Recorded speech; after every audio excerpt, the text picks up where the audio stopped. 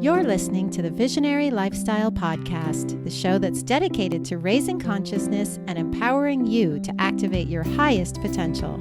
I'm your host, Magda Freedom Rod.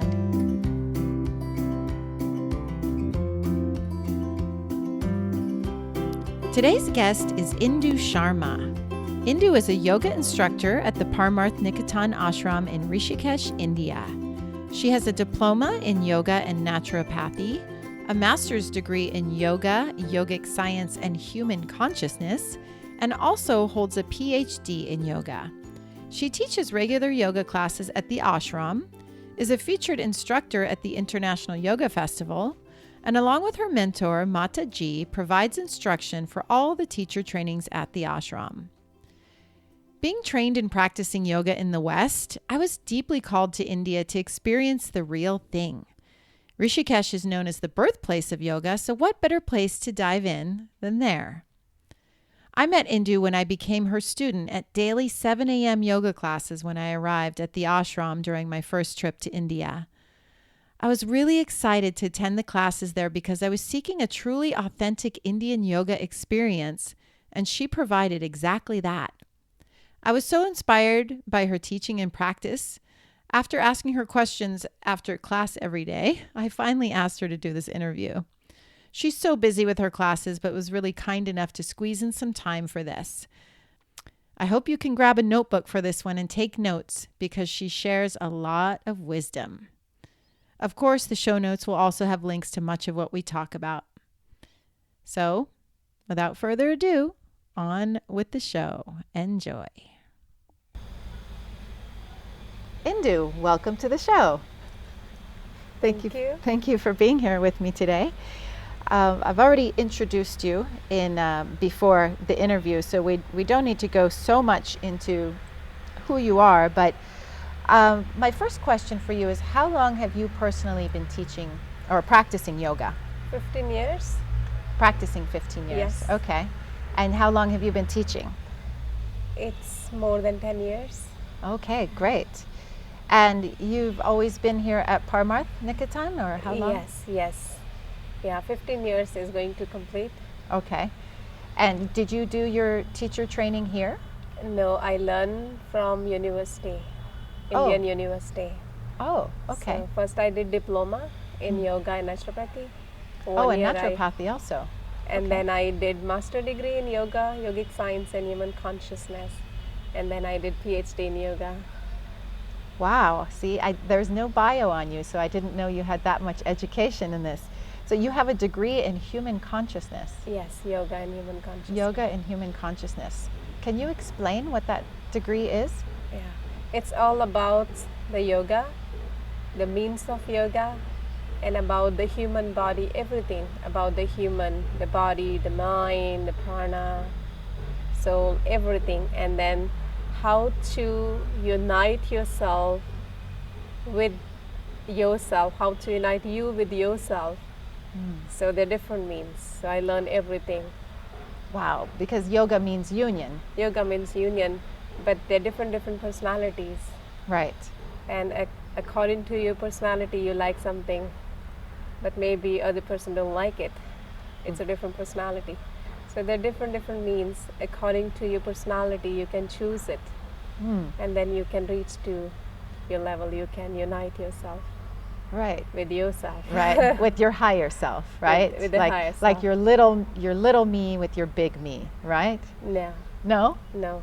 I mean is, a yogic scripture says, you are God. You are that. So unless you don't unite, I mean, as long as you are not united with yourself, you feel yourself limited. There are limitation with the body, with the mind, with the prana energy. So with that limited you, what you think, you start your journey. When you reach to there, you realize, yeah, it's me. So you are that. You are the God. So you unite with yourself. That's the yoga. And wherever you go, wherever you sit, you can unite yourself with yourself. Yeah, with yourself. Beautiful. Wow. So you have a PhD in yoga. That's fantastic.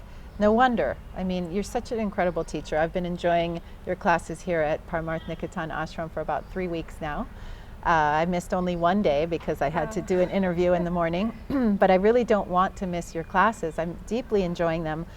You don't know this, but I teach yoga in California. Okay. So I'm enjoying being a student in India, and I'm learning a lot from you. And I'm really, I'm really enjoying your classes. You're a great teacher. It's a very different style than than I practice in California. Okay.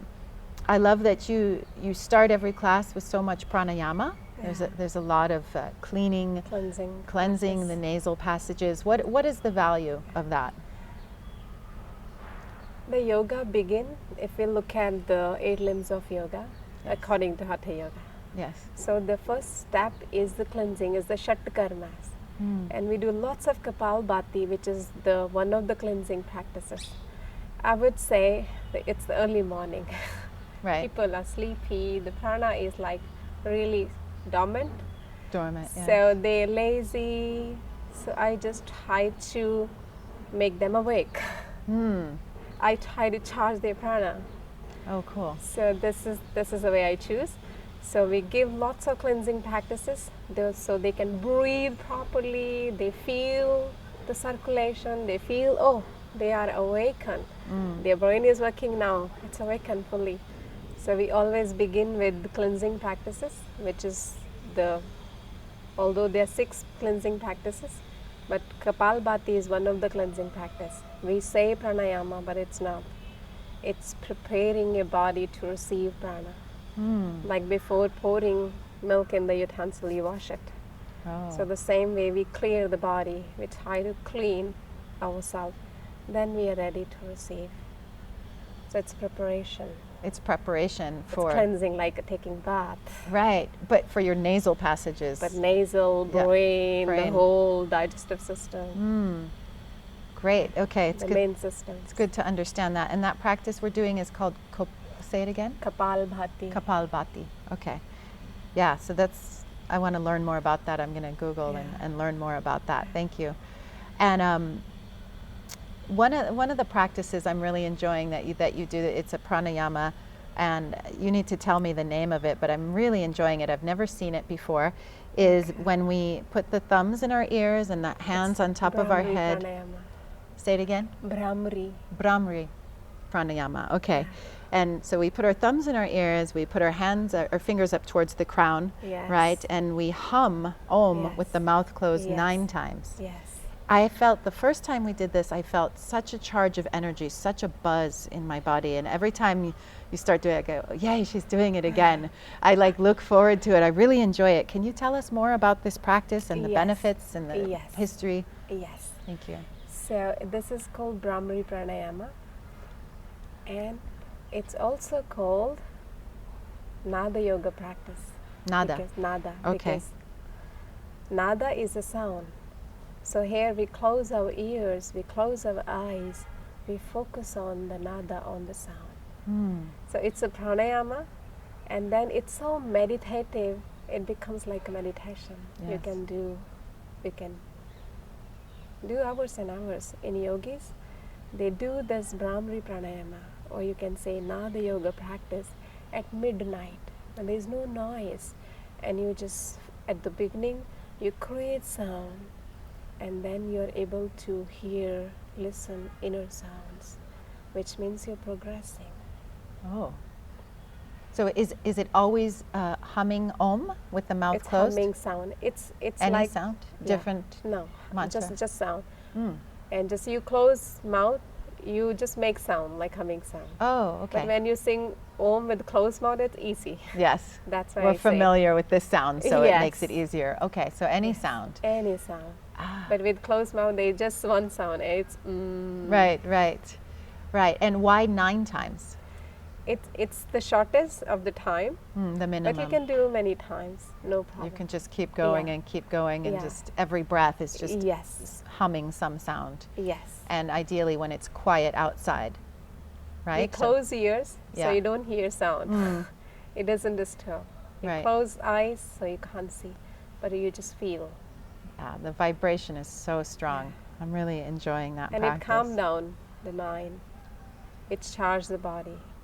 But especially if the person has gone through surgery, if he do every day this Bhramari Pranayama, their recovery will be Faster. faster. Wow. Specifically surgery or any kind of injury? Any kind of operation, especially because it has quick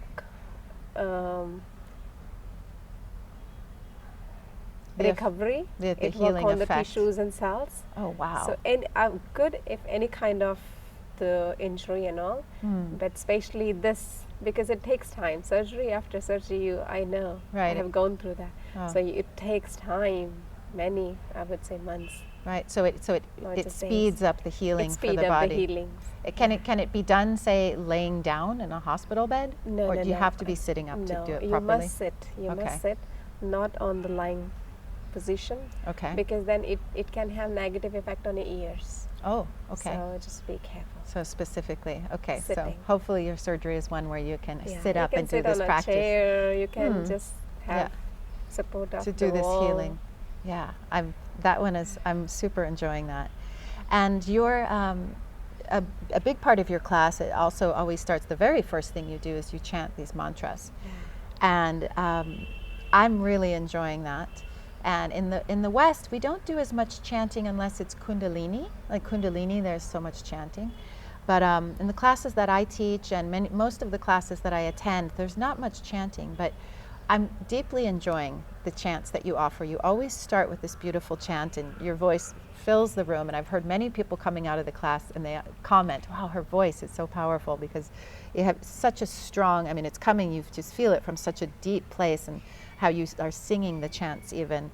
You always open with the same chant. What is the meaning of that chant? It feels like, let me say first, it feels like you're setting an intention for the class. Yes. So am I right? What is it? Yes. We always begin with the chants, although that chants, the meaning, they are for the welfare of the whole humanity. So the meaning very beautiful. So it's for all, for everybody, for the welfare of the whole humanity. So I begin with that. But psychologically also, when we sing, the mind has attraction for the sound, for the song, music. Yeah, it get involved easily, it calm down. So we begin with the mantras. Mantras are powerful. It's the energy which exists in the cosmos. So when we sing the mantra, we invite the positive energy, and it create the positive aura. It spread everywhere. So even after the prayer, I can see everyone is settled down. So it's like setting down. It's like you set up your mind for the yoga practice. Yeah, more preparation. Yeah, you're ready. It's beautiful. I'm so enjoying that. And then another one of the chants that you offer in the class is always before Surya Namaskara, which, by the way, I was taught that when I was trained to be a yoga teacher. I was taught this sequence and this practice, but I personally don't practice it much. I don't teach it much, but I'm finding in India, every class that I've been here, in the couple classes that you haven't led, there's been another teacher, and I just noticed that it's the common denominator in every single class. It seems to be almost the most important part of the class. It's like the apex of the class. So what and with the chant that you start with, I love how you start it with this visualization to visualize the red rising sun. Yes. And sun salutation. For the sun salutation, makes sense. Yeah. But I love that you bring that visual element into it. It's really working for me. I'm really visualizing that. I've taken so many beautiful pictures of sunsets and sunrises. It's very easy for me to pull that image. And what is the value of this sequence, of this practice? It seems to be so rooted in the tradition, right? Yes. So Surya Namaskar, we say in Sanskrit, it's sun salutation. So there are 12 steps, but in each step you are being gratitude, you are being thankful to Lord Sun. Each step, if you say, there is Namaskar. You bend backward, the hands are like this. Together. You bend forward, you surrender. So in each step, we are being thankful to Lord Sun for giving us life, for giving us light, for giving us prana. Without sun, there is no light, no life. Right. So it's each step is a surrender. Each step is a surrender. So we pray to Lord Beautiful. Sun, we be thankful, and we say, God, show us truth in the form of my duty, which I supposed to do. It's not like whatever I do, but what should I do? Dharma? Your Dharma. We're talking about Dharma? So Okay. show me the truth wherever I'm standing. If I'm student, show me truth. Lead me how I can reach to union. If I'm a householder, how I can reach to that union. If I'm a whatever the position I am, how I can reach to that. So show me the truth in the form of my duty, my Dharma. Lead me to reality. And then we begin with the mantras. If you skip mantras, if you just do the physical practice, it has physical effect. But we add pranayama. In each step you're breathing. It's not like whatever the way you want, it's specific breathing. Right. So there is a pranayama, and we do for each round. Actually, we are singing mantras. We add Ram, Reem, Room, Raim, Rom, Raha. That's a beach mantra. It's a powerful mantra. Seed mantras. Seed mantras are much more powerful than the simple mantras. Like if I say Om Mitraya Namah, it's a simple mantra. If I say Om Ram Mitraya Namah, it's become much more powerful. Oh. So we enhance the power. So we are working on our subtle body also. Wow. We are working on our major energy centers. So it's not just the physical body, but there is a subtle body, there is a causal body. So with the Surya Namaskar, you're working on each body. Wow. You're charged. It's so good to have a deeper understanding of that. Thank you. So it's also it's a prayer. It's like a moving prayer. It's a So- prayer of gratitude and Yeah. surrender, and also Is it- praying for guidance. Yeah. Right? Yeah. How many seed mantras are there? There's 6 seed mantras, there Oh, are just 12 6. mantras. Okay. I would love to. So when we just sing mantras, just the 6 seed mantras, it take care of our nervous system, main system, nervous system, digestive system, and circulatory system. So if you're really weak on these systems, I would say you must chant Surya Namaskar mantra.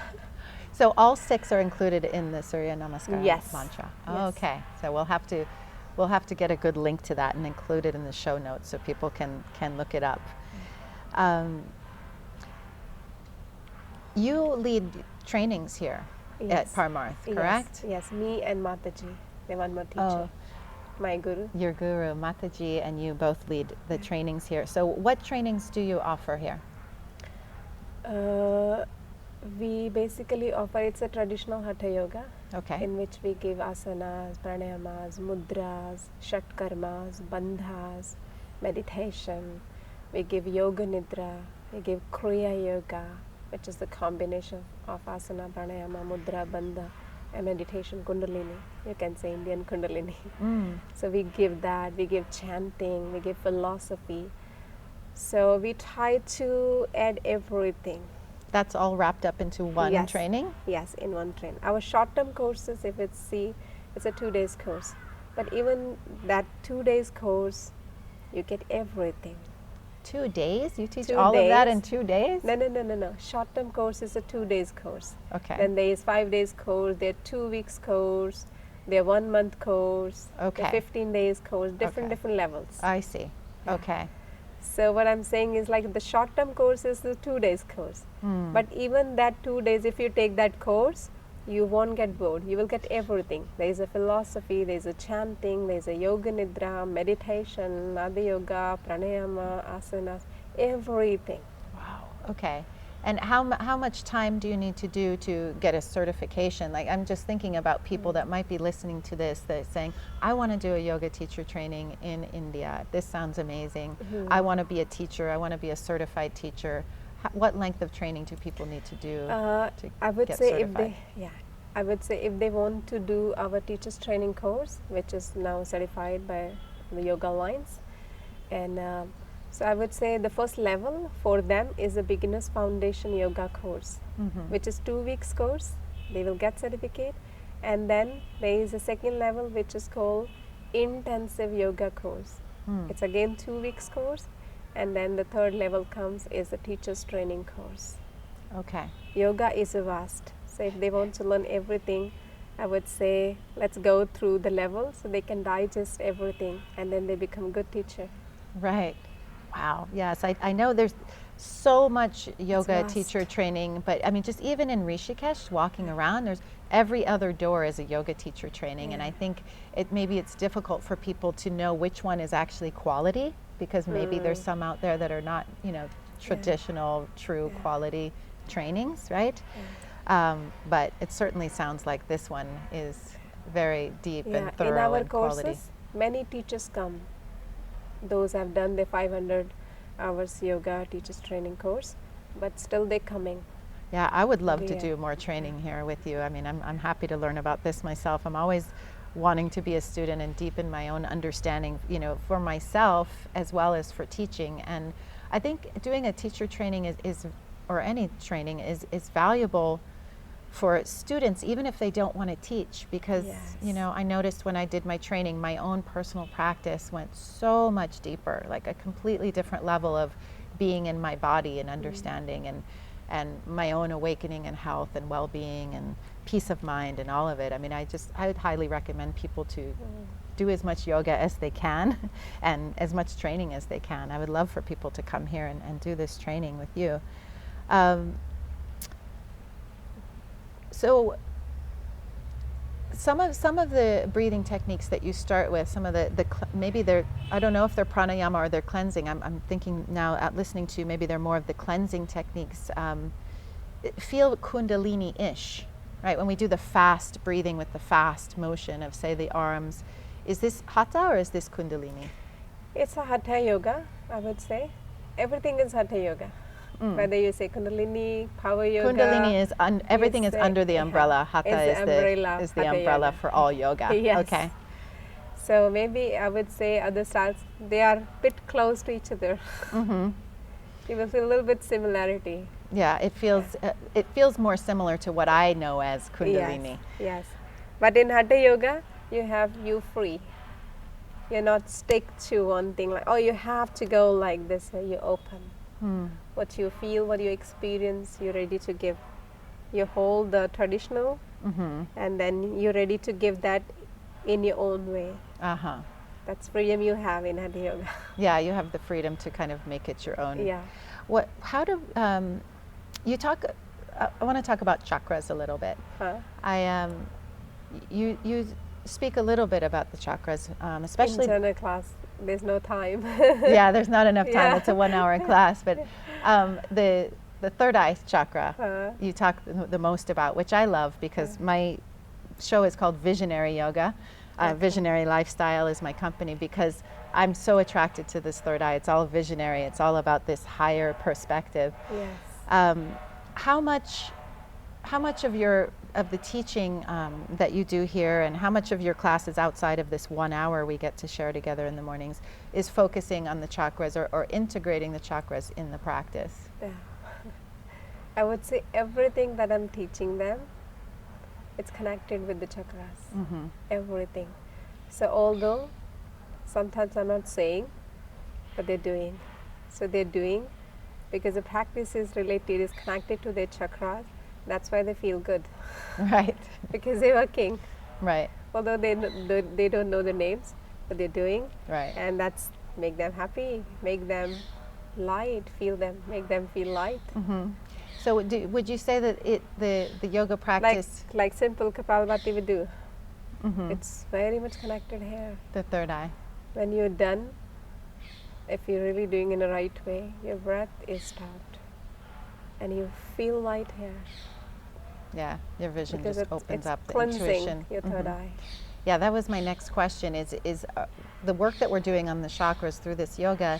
Would you use the word cleansing or balancing or both? For chakra? Or opening? Yes, for chakras specifically. What's the word? Is it cleansing, balancing, opening? You mean when I'm giving them asanas, what the word I'm using, Well, is it? the work that we're doing on the chakras through the yoga practice, where we're, whether we know it or not, whether you have time to explain it or not, we're working on the chakras. Yes. So what is the work that we're doing? Would you? You're balancing your energy. Balancing. You're balancing. Mm-hmm. When your energy is disbalanced, the function is disbalanced, like the throat chakra. Mm-hmm. So I just say, bring awareness to your throat chakra. And with the help of this chakra, your energy is being balanced, which means your throat, your thyroid, your parathyroid will work in a better way. Mm-hmm. Your chakra, the throat chakra, the work is, the function is you are able to express yourself. Right. What you feel, you express. So it will work in that way. Mm-hmm. You will feel that. So it's balancing. So it's balancing. Your energy is being balanced. Right. So whether the chakras are too open or too closed, it brings it back into harmony or balance. Yeah. So it's like simple way we can say, but I would say for chakras, the focus of chakras comes in our Kriya Yoga session, where you speak less, but you do a lot. A lot. You're sitting 2 hours. We give them kriyas, we teach them, and now they keep doing. They keep doing. They're not making. A few kriyas, they make sound. A few kriyas, they're just quiet and they just keep on doing. Mm-hmm. They keep on doing. With the practice, we speak less, they speak because they feel. Because you're doing the energetic work. We are just helping them to feel yourself. Again, That's it. union We are with the just self. making them quiet. We are just giving them a method, and they're doing. Like one of the kriya is called Viparit Karni Kriya. So you are familiar with the shoulder stand, right? Sure. So they do half shoulder stand. They reverse the process. So in the body, whatever we see in the whole universe, everything exists in this small body, in this small universe. So the sun in the body is the navel. Right. Okay. The moon is here in our head. If we talk about the scriptures, it says, from our bindu, which is the top of the head, the nectar is dropping down, coming to the sun, which is the navel. And when it's over, you die. Oh. So in Viparit Karni, you reverse the process. Sun goes up, moon goes down, nectar comes back to the source. So it's you reverse. Sometimes I say anti-aging to shoulder stand. The reason is that. So would that be then with any inversion? Also headstand? Inversions are good, yeah. Yeah, it's that's reversing aging. Yes. Inversions are reversing Is aging. anti-aging, yes. Newsflash. Okay, that's a good nugget. Because the nectar. So one of the reason is that nectar. So I was giving you the example of Kriya, like how we talk about the chakras. So it's reverse. Then you focus on the chakras, but not on the all. You focus on the Manipur, which is the solar plexus. Right. Your heart chakra. You come to the throat, and then you breathe out. You throw the nectar up. You go to your ajna. You go to bindu. You go to sahasrara. So you set the nectar back to the source. Wow. So it's like one of the kriyas. So the first day I have to say, just think, we have to explain them chakras, the importance, the function and all. And now they know. So we just explain them the kriya, and they are doing 21 rounds. Each kriya has set number. So they go into the pose. Their focus is there. They keep on doing. They keep on doing. You don't have to say anything. They're feeling. It's happening. Yeah. That sounds like an amazing practice. I think I need to do this training. I need to come back and do this. So that's like a Kundalini yoga for us. Right. Yeah. A bit different. Right. Okay. And how often do you do the trainings? How many times a year? Twice a year, Kriya Yoga, if your focus is chakras and Kundalini. I would say it's a higher level. You should be familiar with asanas and pranayamas. Right. And then you come for Kriya Yoga. Then you will get all introduction about asanas, about chakras and Kundalini. And then you're ready. Yeah, it's interesting because in my practice I teach I don't teach Kundalini, but I do teach the chakras. I'm very drawn to the chakras and the rainbow body, right? Yeah. And so I integrate that and some visualizations in what I teach. But I teach more Hatha, Vinyasa flow, but with chakras. So it's kind of that blend. Okay. I haven't learned any other styles. I just focus on the Hatha Yoga. And a little bit what comes new is my own experience. From 15 years I'm practicing. What I feel, I just try to give it a little bit new thing. But I have no idea about the Kundalini Yoga, which is the US Kundalini Yoga. No vinyasa, nothing. I just focused on Hatha Yoga. This is what I learned, and I feel contented. Yeah. I feel sufficient. Yeah, it's a very well-rounded practice, what you teach. I'm really deeply enjoying your classes. In fact, now I know you need to go teach another class right now, and you squeezed in this interview between your classes today, so I'm very grateful. And I'll follow up with you and try to get some of the names of some of the things that you mentioned so we can get the proper spelling and include some things in the show notes for people so people can explore on their own and learn more. So thank you so much for your time and for sharing the gift of yoga with us. Namaste. Namaste. Thanks so much for answering the call to be here today. I'm so glad you're part of our tribe of activated rainbow warriors. If you found the show in any way empowering or inspiring, I would be so grateful if you would share the show on social media or with friends and family that you think would benefit from these conversations. And also, rate and review the show in iTunes. This is really the very best way to help support the show and help us get noticed by others who are looking for the sort of content that we're sharing. Now notice there are no outside ads playing here. That's because the show is supported by you, the listener.